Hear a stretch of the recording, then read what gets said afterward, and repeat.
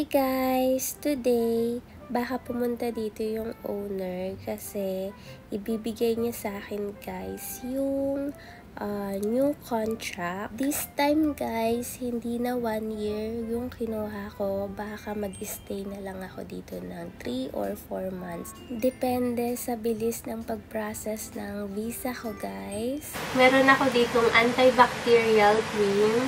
Kasi guys, yung tenga ko, nung isang araw, gumamit ako ng fake accessories. Nangati guys yung tenga ko guys. Dun sa may butas. Ayan. Ganun kasi ako guys, kapag hindi tunay yung sinusuot kong hikaw, kahit silver pa yan guys. Nangangati talaga guys yung tenga ko. Kaya ko siyang indahin for several hours, pero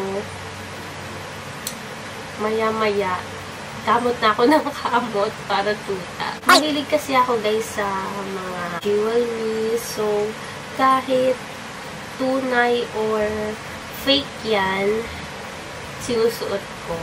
Yun nga lang talaga guys, meron akong problema na kapag nagsusuot ako ng fake, kati-kati talaga guys. So, for today, magsusuot ako guys ng gold.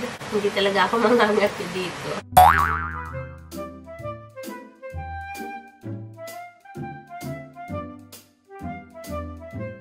Yung gamit ko nga pala guys is Triderm.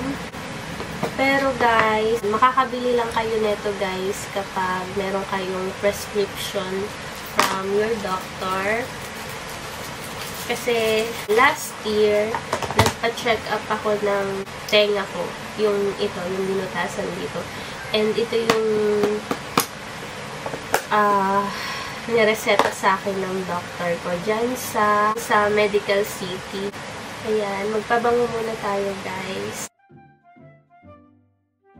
Ayan guys, may mga weeds na tumubo doon sa malapit sa aircon ko guys. Mga ligaw na damo, kaya it's time na guys para pagbubunutin sila. Itapon na yung mga dapat itapon na tinambak ko lang doon sa balcony. May mga tinambak kasi ako sa balcony guys, for example, sampayan na mga damit, tapos yung mga bumbilya. So, sama kayo sa akin. Yan yung sinasabi ko guys. So, diba dati, nung pinakita ko sa inyo, baby pa sila. Ngayon, malalaki na sila. Ayan. Ito, nabunot ko na yan. Tapos, ito, ayan, nagiging gubat na sila doon.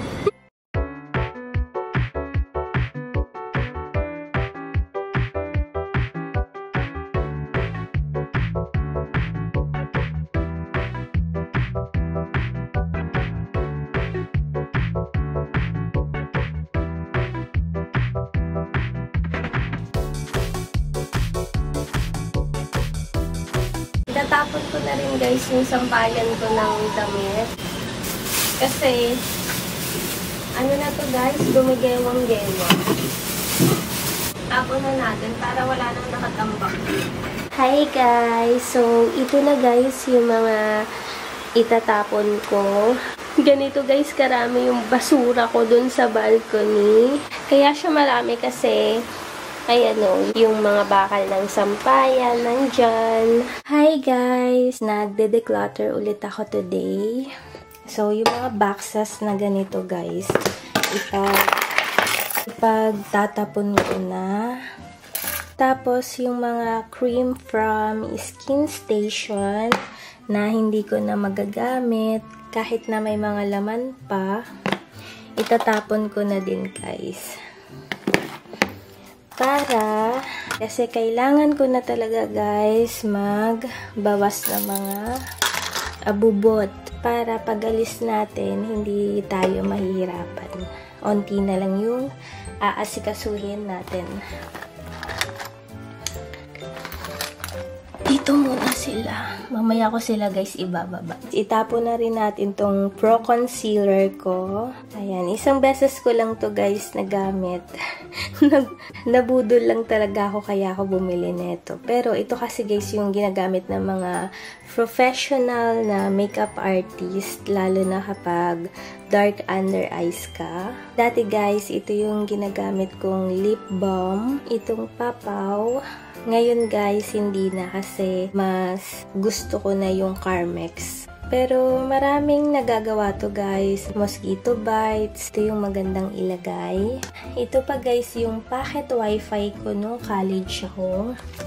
May sarili talaga akong pocket wifi nung college ako guys kasi ayokong nakikiconnect sa pocket wifi ng doon sa trabaho ko. Kasi marami kami doon, so meaning mahina yung sagap ng signal ko. Hi guys! Ayan guys, nung pumunta ako sa bahay ni mama, kinuha ko yung mga iba kong winter clothes doon sa aking cabinet sa bahay.